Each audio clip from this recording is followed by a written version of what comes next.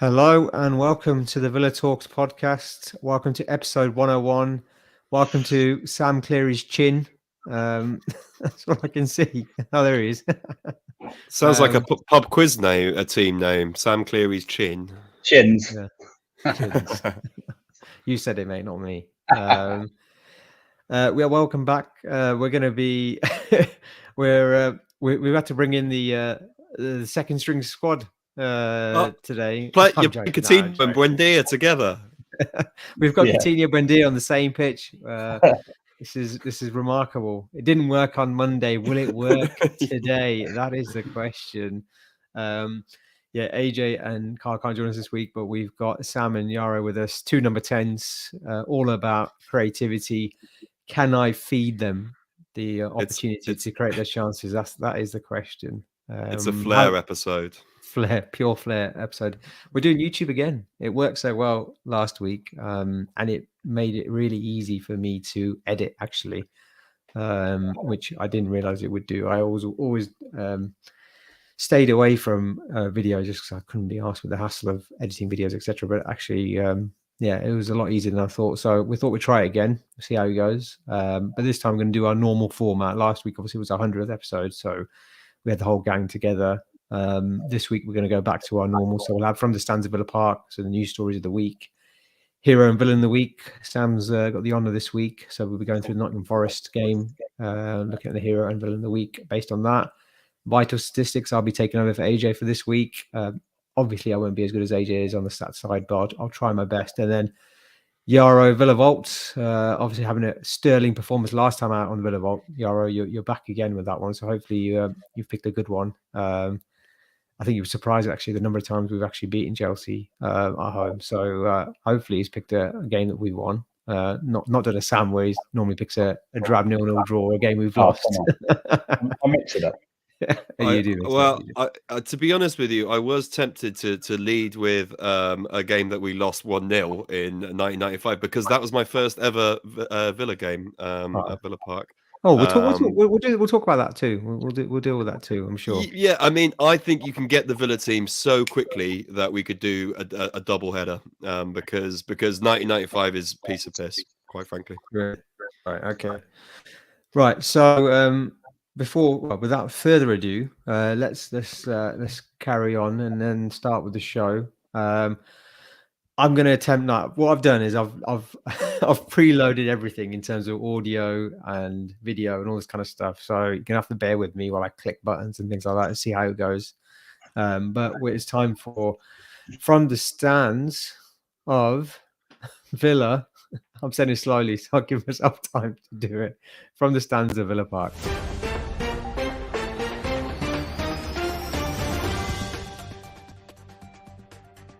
Right. Stories a week. They seem to work all right now, I think. Yeah, but you've killed Sam in the process. Killed Sam. That's all right. It's worth it. It was worth it.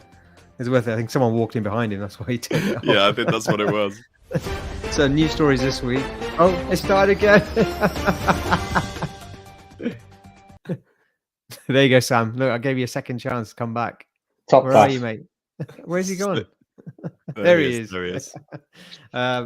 So news stories this week. So, nothing major. Well, yet. Potentially tomorrow could be a big day for the fans. Apparently, we may see the final two designs for the crest, for the club badge, be released tomorrow, and it's going to be voted on by the, I think, all season ticket holders and sort of Aston Villa members as well, so club members, etc. I think there's about 70,000 people on that list who will be voting between the two. And apparently there is a third choice, which is to keep the current badge, which I didn't realize was a choice. I guess we'll see what happens with that. So it looks like it's going to be a round badge is going to be the first choice. So more akin to what we had in the 80s, which is, I know there's a big clamor for that. A lot of people love that. And then a gas lamp shield type badge, which is apparently quite different, which is the second choice. So we wait with bated breath and see what happens with that. I'm sure everyone will have a view. It's one of those, isn't it? It's one of those guys, isn't it? You can't really win either way. Everyone's going to have a view. Everyone's going to have a personal preference. Some people will be unhappy. Some people will be really happy. I guess we'll see. Yeah, a bit like a kit. You will not be able to please everyone, but you could potentially upset everyone. You could do it so badly that everyone gets upset, but you can't do it so well that everyone loves it. That's just impossible. Yeah.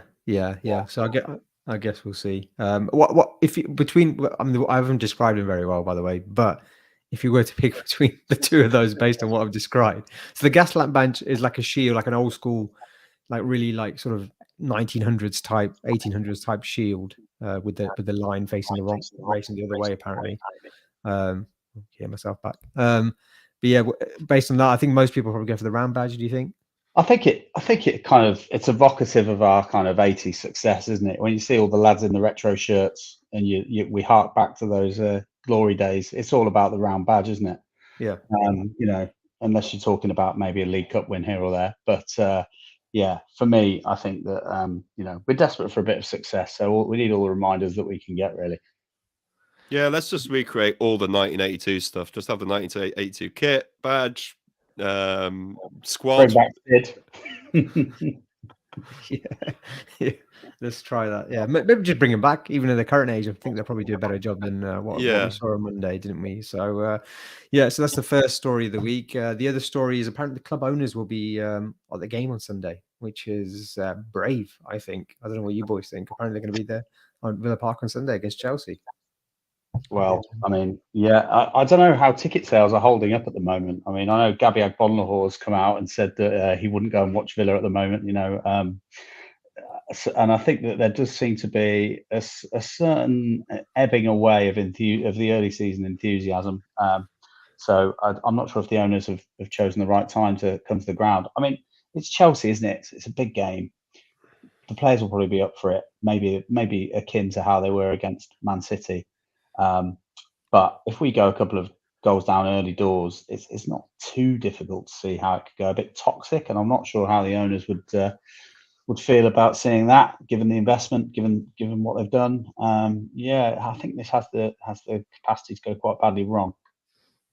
Yeah, I guess we'll see. I mean, we'll come on obviously to the Forest game, but I was there on Monday, and the away end was nothing like I've ever seen before. Really, I've been to quite a few away games, privileged to go to quite a few away games. Not so much in the last couple of years, but over the years, and yeah, it was a completely different atmosphere to what I've experienced before. Albeit I never went under McLeish away, so I imagine I went to a Goodison Park away day in the O'Leary era, or towards the end of the O'Leary era, where the fans were fully O'Leary out, and we lost 4-1, and that was pretty brutal from an away fans to manager perspective.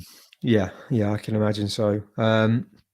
Other news stories. So, well, good news story. Rachel Daly, Player of the Month, and Carla Ward, Manager of the Month in the Women's Super League. Obviously, an excellent start by the Aston Villa women's team. Been lucky to see a couple of games so far on TV and also on FA Player. And yeah, Rachel Daly in particular has been a class above the rest of the team, really, and has made a massive difference. And Villa are rocking in the women's side, which is fantastic to see. And obviously their game's going from strength to strength. 70,000 at the England game the other day. You know, it's only going to get bigger, and it's great to see Villa doing so well on that side of things, and you know, investing heavily as well. And then the other last bit of news, not really big news, but there was an FCG meeting, so fan consultation group meeting, I think yesterday or the day before. And to be honest, that is more geared towards off the field issues, things like the crest, etc., safe standing. But a couple of bits that came out. My old man said, I don't know if you saw some of his tweets yesterday. He got a lot of abuse for it, actually, unfortunately.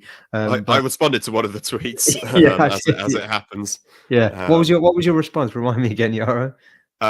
Basically, he was I can't remember in what context, but he was that's right. He was saying Purslow as a chief exec does not deserve the flack he's getting because of one managerial appointment, brackets, which was worth the punt at the time. And I took issue with this worth the punt at the time thing, because I think many of us said this doesn't seem like a punt worth taking, and we are being vindicated in that point of view now.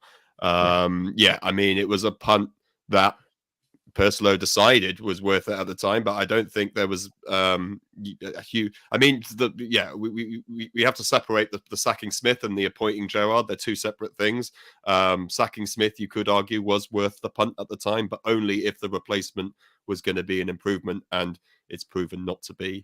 And I'd be amazed if Gerrard turns it round and we're eating these words sometime later.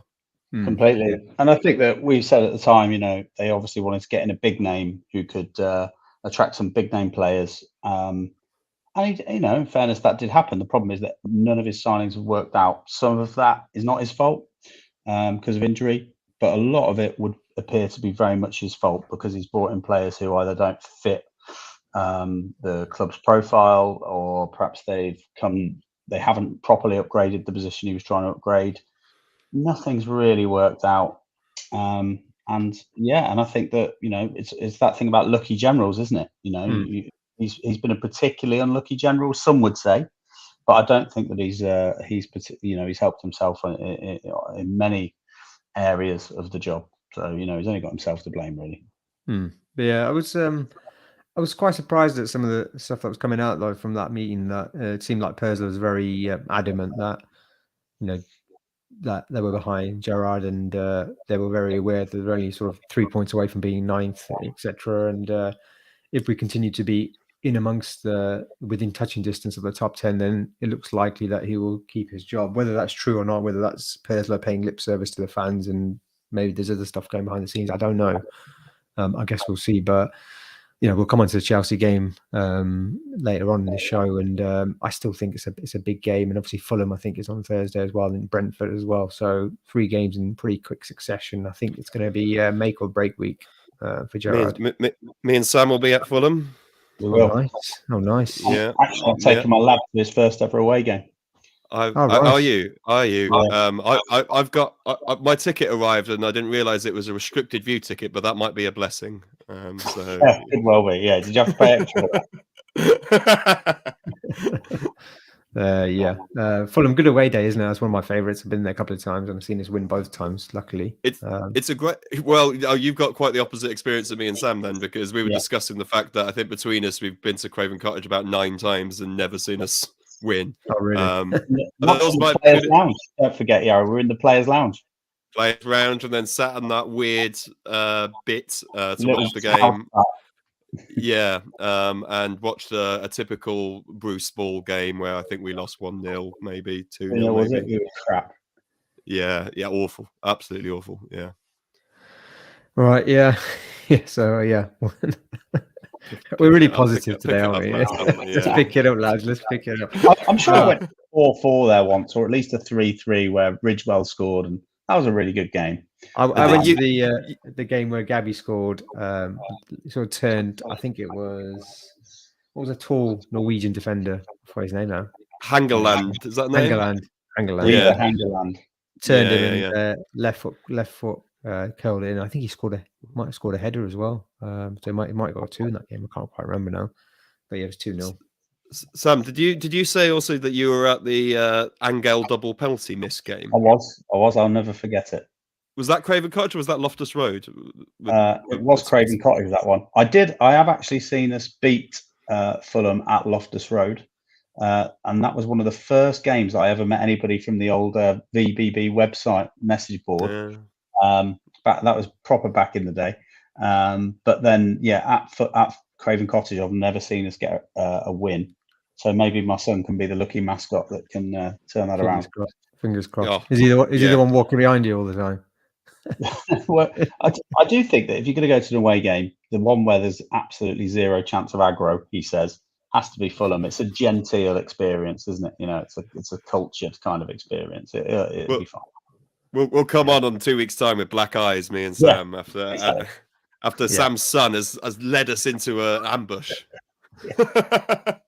Yeah. So I guess we'll see. But yeah, it's going to be a big week for Gerrard. And those comments were interesting. And I think we talked about it at the time of the pod. I think most of us were okay with Dean Smith going at the time. We understood it to some extent. I think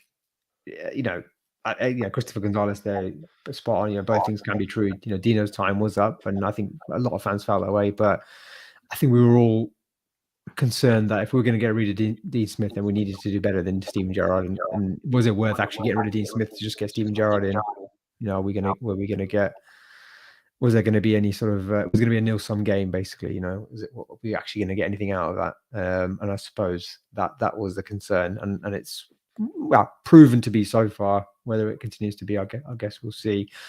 But on that bright note, sorry, go on, Jaro, go on. No, I was just going to say, I think that's a fair comment from Christopher there. I think as much as I absolutely love Dino and would sooner see him in post right now than Gerrard, I agree entirely that it wasn't just that losing one that got Dino sacked. It was a year of slightly underwhelming performances, as I'm sure Sam pointed out at the time. Yeah, he did. Yeah.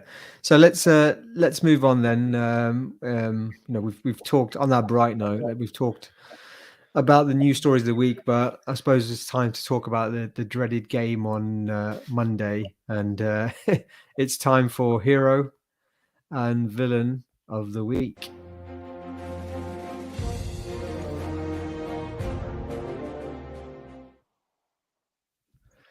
Right.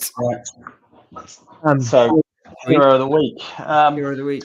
Go for it. There's a certain paucity of candidates. I think we can agree. When the team flashed up, I felt Coutinho and Buendia, they're not very good. They've been awful defensively all year. Surely there'll be some attacking verve and hopefully a few goals to cheer. But it didn't really pan out like that, did it? And actually, what we did end up seeing was 30. How old is he? 37 or 38? I mean, they must have said it a million times in the match. My sense is 38. 38-year-old Ashley Young, forever young, as you might call him. It's up to him to pull a goal out of the bag. And it was a lovely strike. And since he's come back into the team in the Man City match, I think that he's been a credit to himself, his standards of professionalism. He still looks fit. He certainly still has plenty. He can play in the Premier League. He's got plenty to offer. And he must be a real fantastic role model for the young kids. He seems to be playing for the love of the game, and you love to see that. So, only one hero of the week. I don't anticipate that you'll disagree with my selection there. I'd love to hear if you thought there were any other heroism for the last week. Sure, I'll give my views in a second, but yeah, other than the guy that scored our goal, then no, I really can't. I can't even think of like a comedy kind of alternative. I'm really racking my brains. To be honest, there was so little to pay attention to in that Forest game Ashley Young's goal kind of. The two goals kind of woke me from a stupor, and then the second half was just more stupor, really. So, I think I'd have to back up what Sam says, and he's 37 according to Wikipedia, Sam. Well, I'll say this though, he's he can still strike a ball pretty well. It was a lovely goal, and for me, I think I said earlier, didn't I, that all of Gerrard's signings haven't really gone as he might have hoped. The best signing, re-signing Ashley Young of all the signings, as which was probably a bit of an afterthought, is the one that's turned out best for him. And I think that's as much of a damning indictment on the other signings as it is praise for the signing of Ash. But he's done a cracking job for us over the last couple of seasons. He's done exactly what he was signed to do. Didn't the signing predate Gerrard? Wasn't he a Dean Smith signing? Yeah. So Smith brought him in. Yeah. So the re-signing is the only one I think that's gone well for him. Yeah, and it was quite funny. I was in the away end with Chadsy and Jugsy on the show last week, and I made Deckers as well. We go to games together. I say we go to games together. Four of us share 3 season tickets. But this is the first game we've gone all 4 of us together for a long time, and I just looked to Deckers to the left of me and just said, this was about literally 10 seconds before actually Young scored, goes, how is Ashley Young, a 37-year-old, our best player? Like, it makes no sense. And Right and then and it's true. And and then 10 seconds later, he just blasts one in from nowhere. And we had a few free kicks on the edge of the box against Forest. I'd be giving those to Ashley Young because he used to hit a decent free kick back in his first spell with us. I'm sure he did the bar for us last year. I'm sure I don't know, it was a cup game or something. I quite remember. But instead, Coutinho just meekly hits it into the wall, or Buendia does likewise. Give Ash a go on it. Yeah, why not? Yeah, and just again, what Sam said, sound indictment in terms of the overall play. But I just thought, in terms of, I mean, there's no one else really in terms of hero of the week. I thought Dougie Luiz had a fairly good game again, but still had moments of madness. I think I didn't see it at the time, but I looked at it afterwards, and apparently, I think he might have even gone for a headbutt or something. So I was lucky to stay on the pitch. I think that was second half when between Ramsey and Neco Williams on the left hand side. But again, in terms of other positives, I can't really think of too many. I thought Ezri Konsa was pretty good. Martinez made a good save, and again was relatively untroubled, but did well when he was called upon. Archer looked lively, but again, second half, the header, is he heading it back across goal? Should he have gone for goal? Wrong decision again. Buendia, I thought, was okay. Best of a bad bunch. But it really, I mean, you're looking elsewhere. You're not really looking. You can't really, even Cash getting up and down the right wing really well. Getting really good positions, but final ball again, poor. Just all over the pitch, really. And it's. I think when you've got one or two players playing badly, then it's on the players, definitely. And it definitely is on the players to some extent. I'll definitely grant you that. But when every player pretty much is playing badly or performing badly and looking a shadow of their former selves, then there's a bigger issue there. I think that's the key. I've seen people say, I was walking out there. This might be a villain of the week, but we were walking out and we were obviously aggrieved with the result. And talking about Gerrard, and these two guys just randomly walking right behind us started getting involved in our conversation and said, "Who else are you going to get that's better than Gerrard? Who are you going to get that's better than Gerrard?" And I'm sorry, but that's a woeful comment. I mean, there's so many. There's still some fans out there who think it's all on the players, which like I said, it's definitely on the players to some extent. But there's a bigger systemic issue there, which we've talked about and touched on so many times already. I mean, at the very least, we could just get a new guy in and get the new manager boost, right? And then we could just keep rotating through and new manager boost it till the end of FYI. Just not FYI, sorry. Just on that, a query from me: if you were to get Dean Smith back in, technically he's a new manager. Would you get the new manager bounce, or would you? Yes, does not work? That's how it works. Yes. Yeah. Is that like the Matrix? Am I messing with the system? What happens there? No. Managerial second spells get the new manager boost. I'm pretty certain of that. I expect AJ will have a deep dive into that for next time, because there must be a reasonable data set to draw on to see if that's a thing. Yeah, because we've had a few managers come back for second spells in the Premier League, haven't we, over the years? I can't think of any off the top of my head. Mourinho, Howard Kendall, Graham Taylor, Mourinho, Chelsea too. Yeah, exactly. Yeah. So I mean, other notable things that happened in the game. Well, I'll come on the biggest thing, which I was really pissed off about. Well, firstly we talked about the Archer chance. Watkins' header was probably the only other chance where we actually worked the goalkeeper, and it was a decent save. Dougie Luiz doing well on the right hand side, crossing with his left foot. Ramsey had a great turn and chance to shoot, and decided to dilly dally and pass the ball. And throughout that, I don't know if you guys watched it back, but throughout that, Watkins was offside every single moment of that play. So again, no, I don't know why he's not shooting. No, Ramsey's very good normally, isn't he, with his header? Yeah. Last season he's shooting in that position, I think. There just seems to be, just a lack of confidence all over the place. I mean, I think in our WhatsApp chat, AJ picked out the worst of the bunch, which was John McGinn going for the diving header for a ball that's about 3 inches off the ground. That was the big one I was referring to. Yeah. Right. Sorry. I completely agree. It's so I was right behind the goal, and the ball comes across. I think what is it, Watkins, isn't it? Buendia plays him through. Watkins, good ball back actually. He does well to chip it back into a dangerous area, and the ball's bouncing. You see McGinn running onto it, and all the fans in front of me just stood up, and I had no idea what was going on. Stood up and started celebrating because basically from where we were sitting, it looked like 3/4 of the goal was just empty, and all I saw was McGinn. Even before the ball was there, he was already sort of like down here.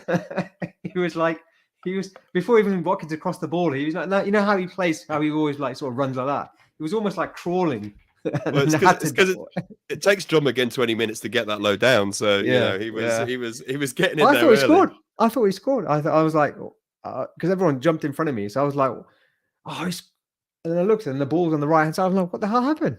I had to go speak to someone four places down and be like, can you just explain to me what happened? Can you just play it back, please? Because I had no idea how he didn't score that chance. And then watching it back, you're like, how have you not hit it with your left foot? Why are you going for a diving header? It makes no sense at all. And again, bad decision making by a player lacking confidence. Just really terrible, wasn't it? Have we just stolen all of Sam's villain of the week? Well, no, you haven't. No, you haven't. Right, okay. Oh, no. Oh, excellent. Good. There's something else to slag off. Good. Oh, yeah. I keep forgetting this is Hero of the Week. Yeah, I know. No, well, villain of the week, I'm going to go for something a bit out of left field, or should I say right field. My villain of the week this week is Liz Truss. And I'll tell you why. Are you going to blame Liz Truss for Villa's form? Because I want to hear it. I'm going to tell you because she is making Gerrard seem measured, right? She's making him seem erudite in his interviews. She's making him seem strategic, right? And I'm not having this. Gerrard deserves to be widely held up as the worst leader and manager and strategist in the UK right now. But sadly, she's making him look good, and I'm not having it. Well, there you go. So for me, she is the villain of the week because Gerrard should be the worst, and he isn't.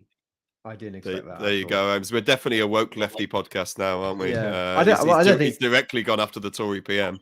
Yeah, I don't think going after Truss makes you lefty anymore. I think no. I think it unites us, doesn't it? Now is she the uniting factor that we all needed? That's it. Yeah, maybe she is. Yeah, it's like the Antichrist. Well, excellent work. I enjoyed. But yeah, I did see a random clip with someone from Birmingham called Paula on a talk show. I think it might have been The Right Show or something. I can't remember what it was. And she was defending Liz Truss. So there is one person out there that is defending her. Oh, I heard her, I think. Yeah, very good. I think that was right, actually. Yeah, guys, who are you going to get that's better than Liz Truss? Steve Bruce, get him in. Steady the ship. That's it. Well, we've had a look at war bond yields. Give it Allardyce to the end of the season. Yeah. Why not? All right, that was surprising. I didn't expect that. That was well done. That's probably one of the best villains of the week that we've had. So, Carl, you got to up your game when you come back, mate. But yeah, so other things from that game. So I think the big thing was the away end. I talked about earlier. There was a loud chant about "We want Gerrard out." Like it wasn't everyone, but it was a significant minority, maybe even sort of 50% of the crowd, which is enough. And that was when all the players were coming up to the fans, and obviously Gerrard again did his usual, not coming up to the away fans. But I suppose with that, he's damned if he does, damned if he doesn't. So I don't begrudge him that. But it was I've not heard away fans like that before. I probably have in terms of on TV, but never actually being there and seeing it live firsthand. So that was pretty telling. When the away fans turn, that's normally a pretty bad sign. Because it doesn't take much to turn the home fans against you, but the away fans, they're usually a bit more patient. I think we need a Twitter poll. Who's going to last longer, Stevie G or Liz Truss? Yeah. I think we do. Other things is. Sorry, go on, Jaro. What were you going to say? Well, I was just trying to figure that one out in my head. I feel like Gerrard's more like to go first. Mainly because I feel like Gerrard has less control over his own destiny in that, if the board decide he's gone, whereas Truss can probably dig her heels in for a little bit longer. But we'll see. Well, and she's doing a little bit like, essentially, she's just looking for a little bit of magic from her chancellor. Right? That was going to be our next point. He's not providing it, and that's what Gerrard's saying about we need special players do special things in the final third, and I think that Truss might sort of blame Kwarteng and get rid of him, and then might stay out longer. What do you make of that moment of magic thing? I hate it. I really hate it because it takes all of the responsibility away from Gerrard, other than instructing the owners to sign the checks, and after that, it's on the players. Is this a quote from the Forest game? Did he say he needs the players to deliver a bit of magic? Comments for ages, hasn't he? Yeah. So he said after the game, he said, we were good up to. I thought our performance was good up until a point. But I saw him say he's going to ask for more from his forward players. Forward players. He named checked Coutinho, Buendia, said Bailey's going to come back, Ings, Watkins, and he said, and then in the Villa interview for the official channel, he said, we need moments of magic from that front three or those front players, and basically I've challenged the forwards to give me more, isn't it? Yeah. I've challenged the forwards. Well, if it's that simple, Stevie, just challenge them to win us the league, mate. Yeah. Just challenge them. Dare them. It's unbelievable. I challenge him to put Coutinho on the bench, maybe after his 1 goal contribution in 20-something games. Maybe it's time Coutinho doesn't start a game. I don't know if you saw before the game. He said about Buendia needed to find more consistency, which was again laughable. Yeah, that's interesting. Difficult to get consistency when you're on the bench every single week, isn't it? Yeah, definitely, and just really, really poor. And in terms of some of the stats from the game, so XG around 0.69, I think it was, and we had, I think, maybe 12 or 15 shots, something like that. To get an XG of 0.69 from that many shots, so poor, really is. It's almost under league level. And then the other one, crosses. The amount of crosses we put in that game was staggering, and Matty Cash was guilty, I think, of a lot of them. But I think the accuracy, in terms of accuracy of crosses, is around 15%, which is really low in terms of finding a Villa player. Again, and it wasn't like we were crossing from a bit like the Bournemouth game. We were crossing from deep and no one was in the box. We were crossing in good positions. We were getting in fairly decent positions and crossing and not finding a player. So again, really, really poor quality. So from that perspective, I suppose you can lay the blame on the players a little bit if we are getting there. But we'll come on to Chelsea again later. But there's something I want to talk about around that. And I was watching a Tifo football podcast there around how Chelsea and under Potter, how they've changed, etc. And you can see the clear difference in managers and tactics and coaches between Potter and Gerrard in terms of, yes, you have to rely on quality in your players, but actually getting those players in those key positions where they can actually hurt teams is the manager's job in terms of how they set up teams. And we'll come on to that in a second. But yeah, I just thought that, really poor overall. And then Bruce tactics as well at the end, bringing Archer on, Ings, Watkins, all up front, playing really narrow in between the defenders, and then relying on Ashley Young and Matty Cash. And so many times the fullback was just isolated. There was no overlapping, there was no interplay, there was no triangles from the wide position. There's so many times Ashley Young would get it out wide and they'd be surrounded by 2 Forest players, have to go back to Mings and would have to start all over again. And we're really trying eye of the needle kind of passes, which, are never going to happen because you're not in a position to make those passes. And just really poor setup, no thinking, no tactics, no brains behind it, really. It is very much like Steve Bruce, a bit like the playoff final where we just lumped everyone on. I was half expecting Samba to come on, to be honest. It was that bad. Yeah, 100%.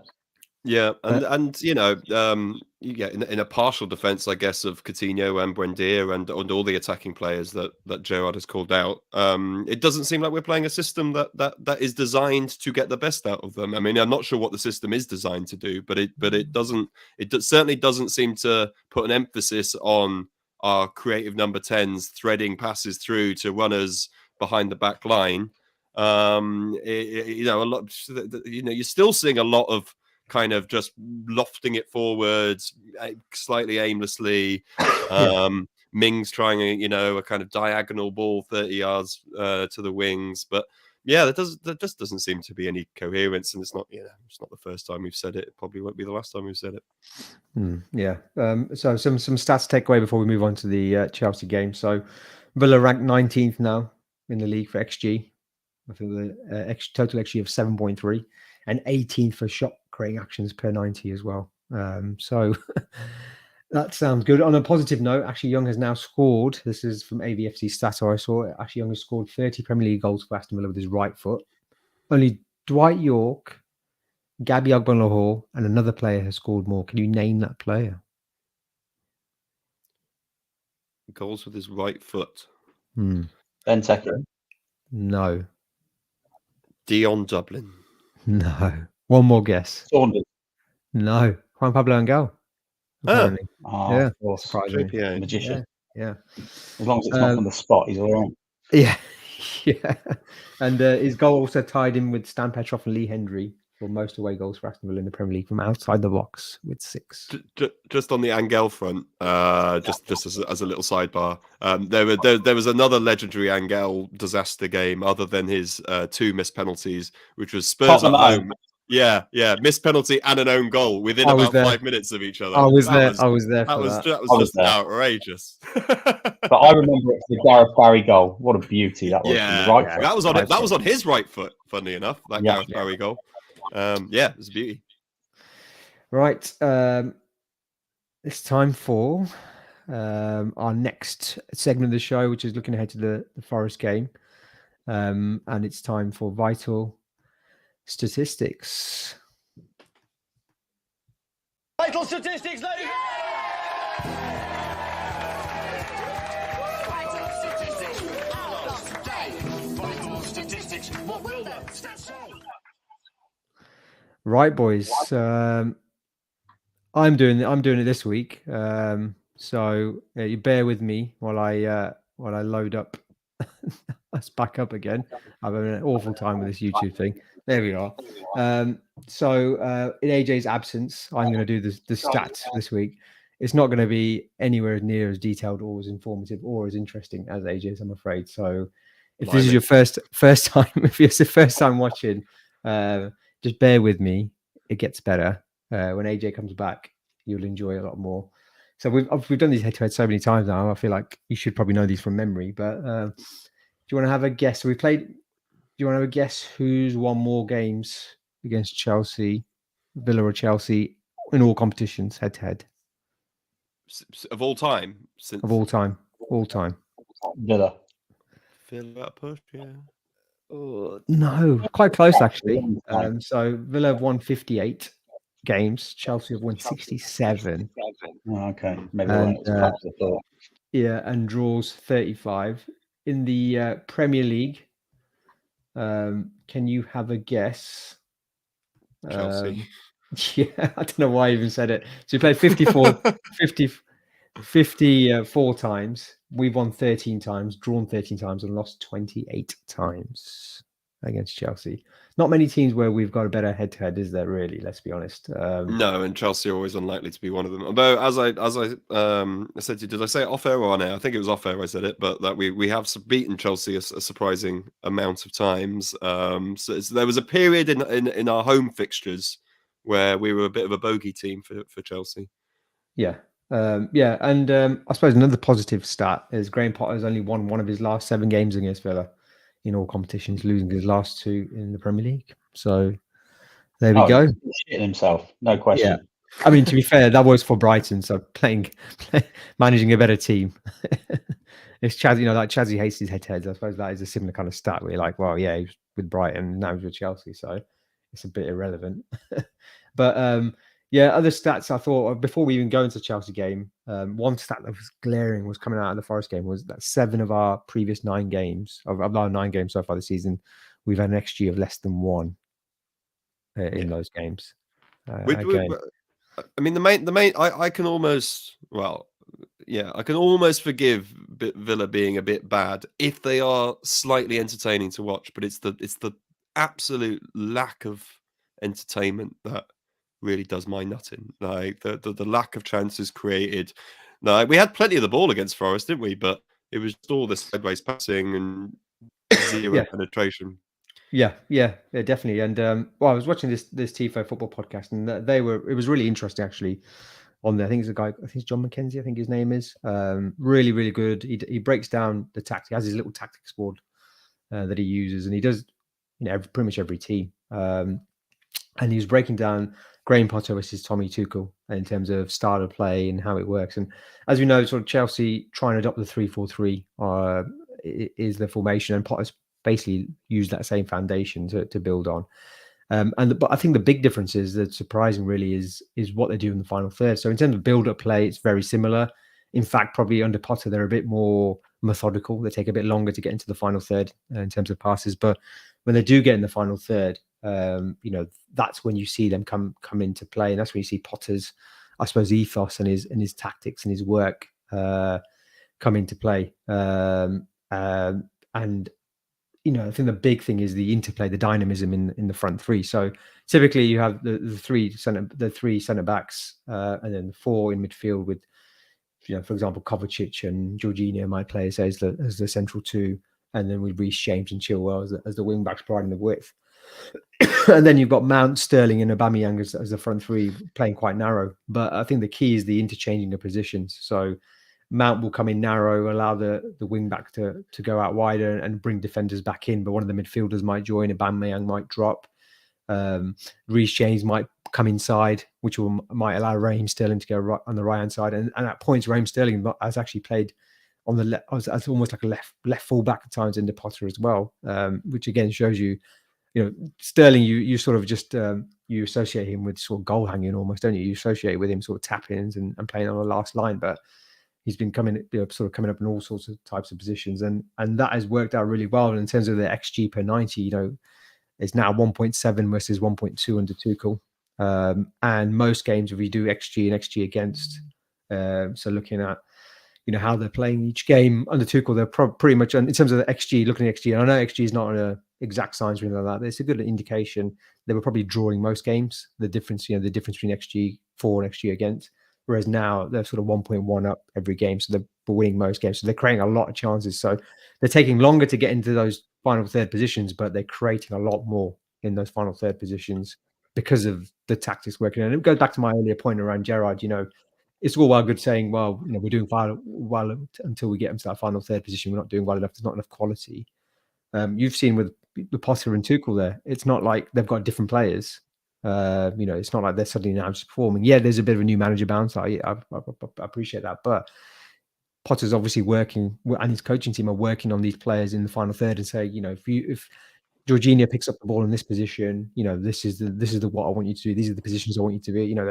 Every game, Mount's sort of pulling players in. Mount's been fantastic under Potter, picking up various different positions, and they're obviously working on that because they're doing it every game. It's not like it's with Villa, it seems a bit chaotic and a bit ad-lib, doesn't it? And with Chelsea, obviously, you can see the difference. And I suppose that is my point. The difference in management and tactics, what we are missing. It's all well good having a good manager and expecting buying good players and buying big names and expecting them to perform. You've got to actually give them the tools to perform as well. Yeah, you're spot on in everything you just said, Omar. And I think that's the only thing you would perhaps give a bit of credit to the board for is that they felt that Rangers were playing good attacking stuff in Scotland, and they thought that Steven Gerrard and Michael Beale would be able to bring that brand of football to the Premier League. It hasn't worked out. Perhaps it was naive from the board's point of view, and perhaps they ought to have gone with somebody who, as you've said before in previous podcasts, wasn't learning on the job, and there's obviously been a big element of that. But you're absolutely right. Potter's got he's got a way of playing that can obviously translate between the two different clubs. He's got more attacking players at his disposal now, and he's probably adapting so that he can make greater use of those resources. And I just don't think that Steven Gerrard's got the strategic mind and the nous and the ability to be adaptive as Potter has shown that he can be, and that's a real shame. Maybe Gerrard will learn some lessons from this and go away and maybe come back lower down or whatever, but I don't see it. Yeah. Jaro, your thoughts on the Chelsea game? looking ahead? My main thought is, if it's an absolute pasting, will he get the sack? Like what sort of level of defeat would push the board into a decision? If we lost 4-0, 5-0, would that make them go, okay, this is too toxic at this stage? I'm not really entertaining the idea of a victory or even a draw. Really, I can't see it. I think Chelsea are just going to have too much for us. I would, even if we were in good form, I'd still sort of be expecting Chelsea to get the better of us. But yeah, as it stands, my main thought is how many would it take for the board to take action? I mean, I think it's unlikely that it will be Gerrard's last game, but there is a kind of level of defeat that is so severe that it can push a manager out the door, and you never know, that could end up happening. But yeah, my hunch is that Chelsea will get over the line relatively comfortably. Yeah, I've seen some. Sam's had to shoot off, I'm afraid. So me and you are all the way bringing it home. It's like the half episode all over again. Yeah, I made the substitution, mate. I've taken. Who are you, Buendia or Coutinho? I can't remember. It wasn't. I think I'm Buendia because Sam normally gets the start, and then I'm sort of brought in as the bit part playmaker. Yeah, and again, yeah, yes. But yeah, I think I've seen some people talk about the Chelsea game and say maybe it's wouldn't it be typical Villa to win this game. And part of me thinks, yeah, well, maybe think of the Man City game, maybe it might suit us to play on the counter attack, but typical Villa really is to get battered 5-0, 4-0, isn't it? Let's be honest. I mean, I guess our record with Gerrard against the top clubs. I mean, I think we've still lost most of them, but we haven't actually got hammered. We tend to acquit ourselves reasonably well. Yeah. So yeah, obviously the City draw, even the City defeat on the last day of last season, we were 2-0 up in that.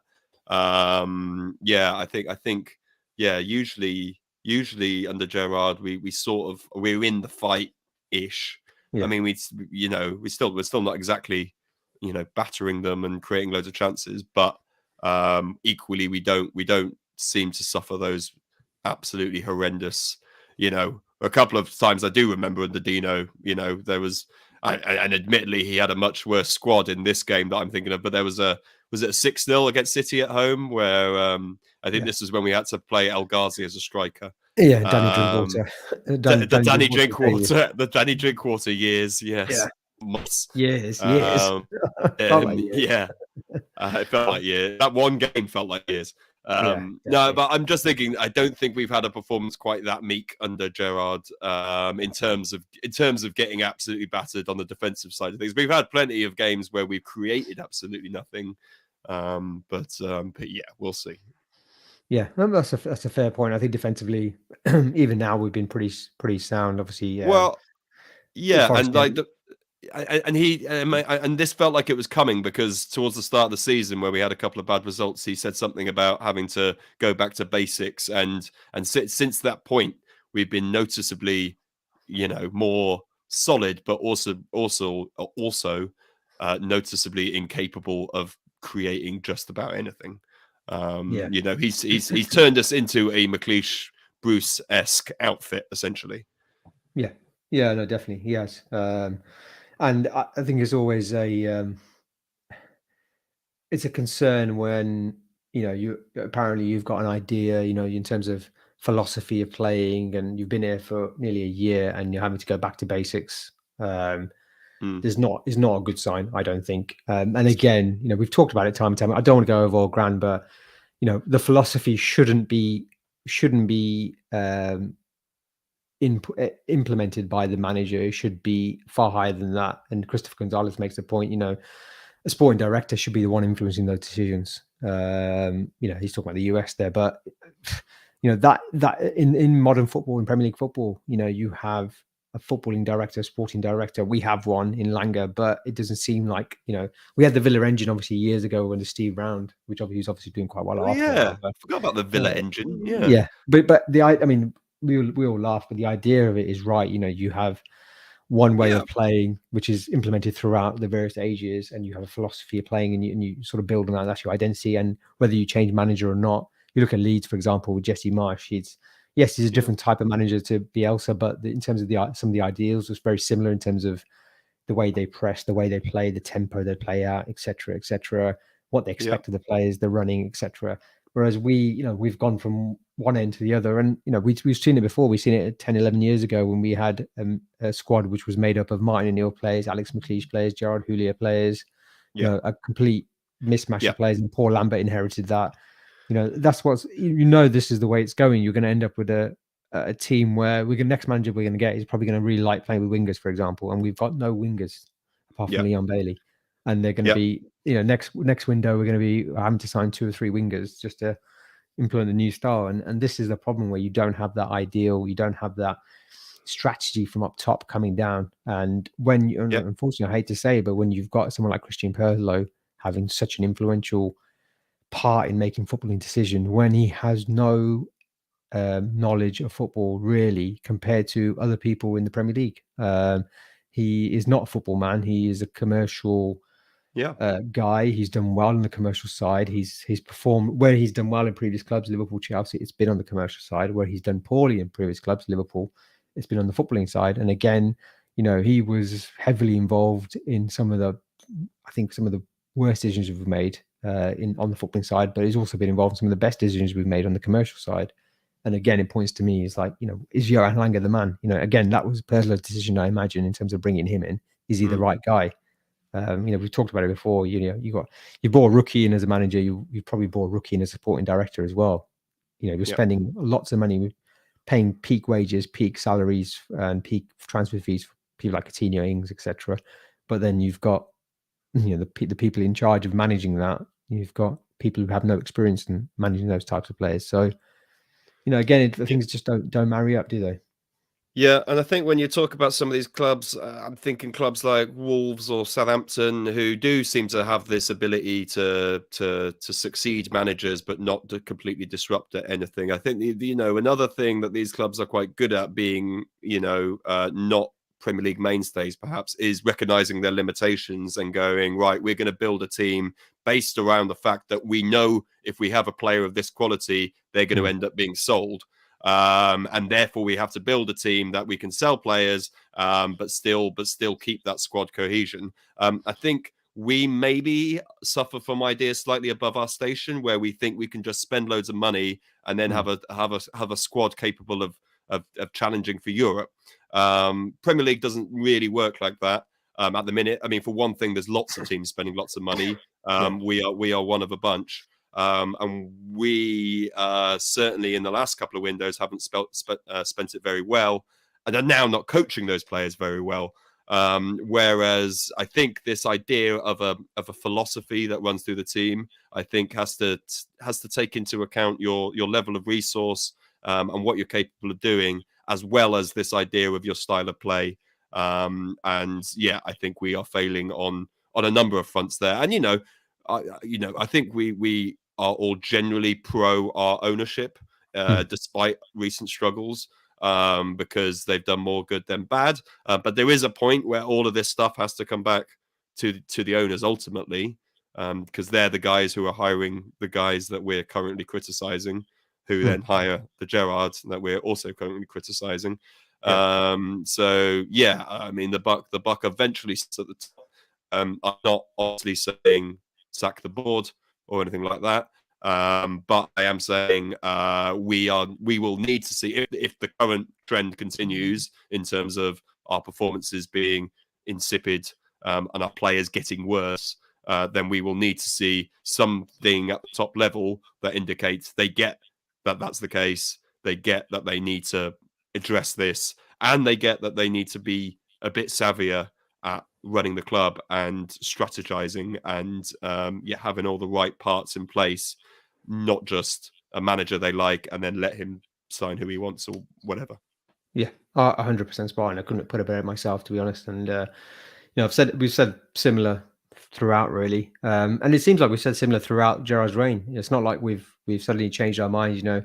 No. You've been on those early shows. You've listened to those early shows. It's been a concern from all of us in terms of the strategy and what we were doing. Some of it just didn't make sense, logical sense, and that was the concern, and it sort of played out like that. So look at. Sorry, I was just one final point. The transfer window that the point that I always go back to is the transfer window where we sold Grealish and we signed Ings, Bailey, and Buendia. And I still look at those 3 signings and I can't figure out how they were supposed to work in the same team. And to me, that's always been like that was where the warning lights were starting to flash. Was like, what's the strategy here? What's the vision on the pitch? And then we followed it up with signing Coutinho. And it was like, well, hold on, why did we spend 40 million on this guy just to bring in a guy with almost the exact same skill set, but out of form at Barcelona? So yeah, I think those transfers.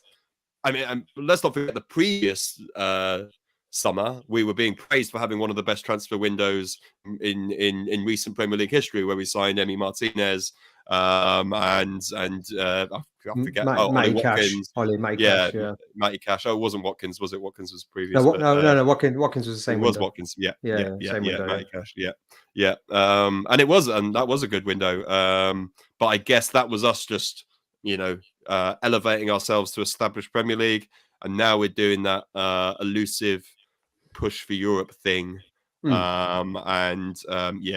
much coming up short. So I think a smarter strategy is needed.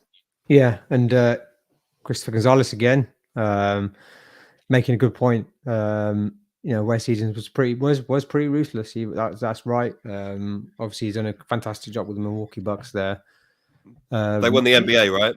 Yeah, they did. Yeah. I mean, they did. Giannis, who was I don't know a lot about basketball, but I knew that. Yeah. So yeah, he was ruthless there. So I'm sure there's conversations taking place, and the owners are well aware. End of the day, as you say, they're good at protecting their assets. They understand the value Villa has, and the value. They bought it at a depressed value. It's an established Premier League club now, and it's got an opportunity to become even better. It's already, in terms of revenue, I think number 20 in the top 20 list in terms of revenue. So we've already gone back to where we were before in terms of revenue. So it can only get better, but it needs to be better on the pitch for it to become better in that perspective. Just on the US sport front, do you remember when we were all Cleveland Browns fans because Randy Lerner bought the club? Let's not bring back. Remember General Krulak? Yeah, but then they actually got good in the last few years. I don't follow the NFL. Christopher Gonzalez may well do. But yeah, I was back to my cousin who's an NFL fan. He was telling me about how Browns could be in for the Super Bowl. They didn't get it in the end, but yeah, I was pleased for their fans, because I remember some very amusing fan content from Cleveland Browns fans where they like one guy shouting at the stadium, calling it a factory of sadness. So I was pleased to see that they turn it around, and they even beat the Pittsburgh Steelers, who are their hated rivals. So nice. Big up the Browns. That's what Big up the Browns. A lot of Villa fans who became Browns fans, who probably don't even watch them anymore, just because. No, I think that was a short-lived internet partnership. Yeah. So before we push on, then give you your prediction for the game on Sunday. I'm gonna go for a 2-1 Chelsea. I think it'll be 2-0 Chelsea for most of the game, and then we'll scrape a sort of late goal and do a very, very mini attempted comeback, but ultimately fall short. Yeah, I think I'm going to go for 1-0 Chelsea. I think we'll keep it tight. We'll maybe create a couple of chances on the break, but ultimately we'll get undone. Whether it'll be enough for Gerrard to go, I'm not too sure at this stage. Yeah, I've made my feelings clear on that, so I don't need to go over all ground. But yeah, that's what I think. I'll be interesting what sort of formation we play, etc. I wouldn't be surprised to see us play 2 up front with Ings and Watkins this time round, given how bad we were going forward. But I guess we'll see. But the last bit of the show now, it's time for our next section, which is going to be weird with just two of us, I suppose. Yeah. But You shouting names at me. me versus me. But this is part of the show where we look at a previous game between the two sides, and Jaro or Sam asks us questions. And normally it's me, AJ, Carl, or combination answering the questions. It's going to be just me this time around. We're down to the bare bones. We are down to the bare bones. So it's time for the Villa Vault.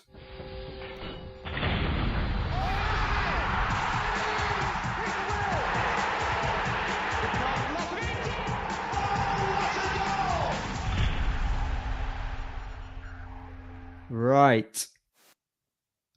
It's time for the Villa Vault then. Jaro, all on you, brother. Well, you know what? I am going to go for this game where we lost 1-0, but only because it was my first ever Villa game. So it's the 14th of October, 1995. I think the Villa team you're going to get pretty quickly. But there's a couple of things that might make you stumble. One is our substitutes. But also some of the Chelsea players are really obscure. So I don't know if you want to throw some Chelsea players at me first. Or do you know? Well, I already told you it was 1-0. So any ideas on the scorer?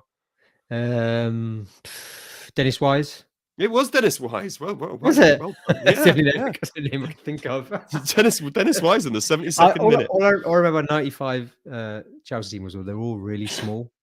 It was a really small team. They had Eddie Newton, I think, was one of the players. Eddie Newton was in there. Yeah. Scott Minto's not in this lineup. There's one exception to the small rule. There was one tall guy who really stood out in the Chelsea team. Was Torrent de Flo then? Was he 95? No. Central midfield. Signed from abroad. Big name.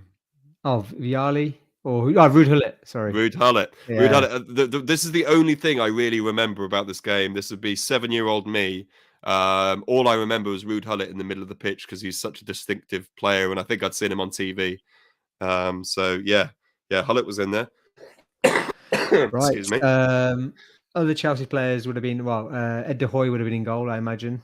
No, it was. Oh no, it was. It was the Bosnian Yugoslavian player. A Russian goalkeeper. How was it? Oh, Dimitri Karin. Dimitri Karin was in goal. Yeah. Centre backs would have been. Okay, so I don't. It looks like according to this, they're playing a back three. But I only recognise one of the names of the defenders. So there's a good chance you won't get any of these defenders. All right. Was LeBoeuf there or Desai? No. Two Englands and a Norway. Oh God. And honestly, the England and one of the Englands and the Norway, I honestly don't. I probably will know them when you say them. Go on. Who are they? David Lee. No, don't know. No idea. No. And Erland Johnsen. No, don't remember. No. The other English defender, I do recognise the name. I think he played for Leicester as well. It's not Frank Sinclair. Dewberry? No, I'm just going to say it's not an exciting one. Andy Myers. Oh, Andy Myers. Yeah, he did play. I think he did play for Leicester. And then you've got Newton and Gullit. Yeah. And Wise. So there's two other midfielders, both of which went on to have punditry careers of some sort. One Scottish, one English.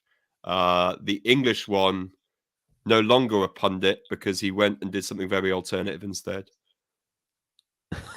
Oh God, Scottish one. Scottish one is like, I think he's sort of known for being a bit of a misery. He's one of those misery guts Scottish pundits. Oh God, I can't think of anyone now. It's completely gone out. Okay, well that's Craig Burley. Craig Burley, right? Okay, yeah, I've got his name. Chelsea, then, was he? Oh, I didn't know that. Yeah, and then the English. I think this guy went off and became a monk or something bizarre like that. Oh yeah. Oh God, it's. Oh yeah, I know exactly who you mean. Oh yeah, I'm not going to forget. I'm not going to remember his name. Gavin Peacock. Yeah, he became a vicar or a priest, didn't he? Yeah. He is. And then your two forwards, a Welshman and an Englishman. The Welshman, big name, went on to become a manager. Mark Hughes. Yeah. The English one, I only know this name from sticker albums and stuff from the mid-90s. I think he also played for QPR. Oh God. Name like a thing a horse jumps over. A hurdle? No. I don't know. Paul Furlong. Oh, yeah. God. Furlong, yeah. Sam's still taking part in the in the. He's just said this the thing in the private chat. Heard. Horse does not jump over a furlong, for fuck's sake. Sam just said, horse does not jump over a furlong. What is a furlong? Is a furlong the measuring post? Measuring, yeah. It's like okay, right, okay. 2 furlongs, 3 furlongs, yeah. Right, okay. Okay. Sorry. Right. The Villa team. This is 1995, so you should be able to get. Yeah, Brian Little team, wasn't it? So it would have been Ehiog, Southgate, McGrath. Ehiog, Southgate, McGrath, yes, all of which were in there. Alan Wright. Alan Wright is in there. Gary Charles. Gary Charles is in there. Taylor Draper Townsend. Taylor Draper, not Townsend. Now, so I think this other player is listed as a defender, but I think he must have been a midfielder for this game. Shkimika? No. Oh, who else would have played? Yes, Gary Parker, maybe. No. He is later to become captain and England manager. Oh, Southgate. Southgate, yeah. I said Southgate already, didn't I? Oh, did you say Southgate? Yeah, I did say all right, Southgate, so you said Charles Echiog Southgate. Oh, I tell you what, there's one defender you didn't say. So that's who I've missed off here. Yeah, so there's one other defender I think that you haven't said. Staunton? Yeah, that's the one. Yeah. That's the one. Yeah, so you've got all of the Milosevic and York. So all that you've got left there. So that's the 11 you've got in rapid time. There's two. There was a double goalkeeper. I didn't do the goalkeeper. Was it Bosnich? Would have been the goalkeeper. Bosnich, yeah. There was a double substitution on the 79th minute. Staunton and Milosevic went on. Can you say who came on? And this might be where you struggle. You'll get one of them, I reckon, but the other one might be a bit. Najwan Gariev. No, that's way before his time. I said that so confidently, didn't I? I was like, no. Yeah, that was a John Gregory signing. Fernando Nelson, then. No. I think they're both forward players. Well, one's a striker, and I think the other one's a winger. Right. Graham Fenton. Oh, Graham Fenton is the one that I thought you might struggle with. Yeah. So he's a winger, would you say, or forward? Would you say? Yeah, he was the one that I think was a winger. I can't really remember Graham Fenton. Who would we have had as a forward then? Would we have one of the youngsters like? This guy was a bit of a. He was kind of our Tommy Johnson. There you go. Oh, look, Sam said the same. No, Sam got it just before you did. Although Sam's left, he's somehow still alive. Yeah, I love that. He just decided to sack off being a participant. He'd be a viewer instead. Yeah, which is fine. Yeah, that was good. Any other questions from that? Good game to go to, but shame about the result. I mean, I could. The attendance. You could try the attendance if you wanted.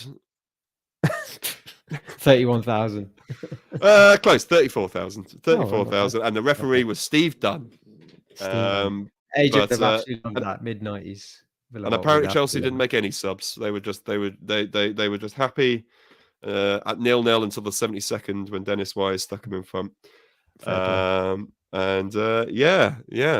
if you have any memories of Erland Johnson or David Lee, then send them in to the Villa Talks podcast. Yeah. Please do, because I have no idea now. I'm quite good on the obscure footballers normally. Yeah. I must. Now that I live in this festering wilderness that is Southwest London, I do happen to know a lot of Chelsea fans, so I'll have to tap them up for their David Lee memories and find out who these people are. I'm sure you will. Right. Thank you, Jaro, for Cheers, that. Mate. That was brilliant, as always. Thank you all for listening and watching on YouTube. It's a brand new thing for us on YouTube. I'm not sure how long it'll last, but we'll keep going. It makes it easier for me to edit, like I said earlier. So, what happened to that thing where we were going to be measuring players? Yeah, we are going to do stats? That. Obscure stats. We are still going to do that. I can't remember what it was called. It was called like the something index, wasn't it? Yeah, the Villa Talks podcast. performance index or something. Yeah, power.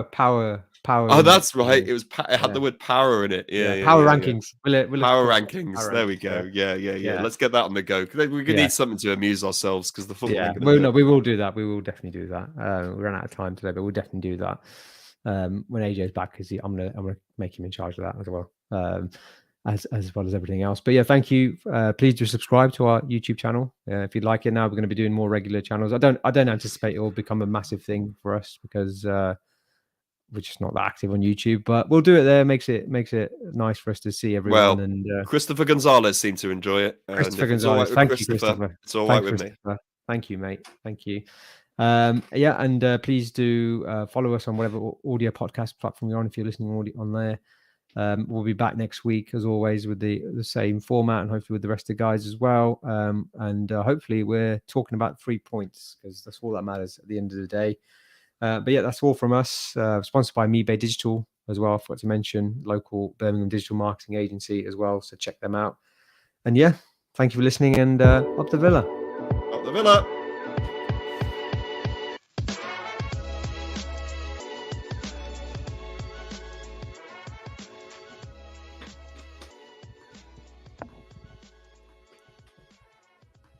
I love it. ਮੈਨੂੰ ਬਹੁਤ ਚੰਗਾ ਲੱਗਦਾ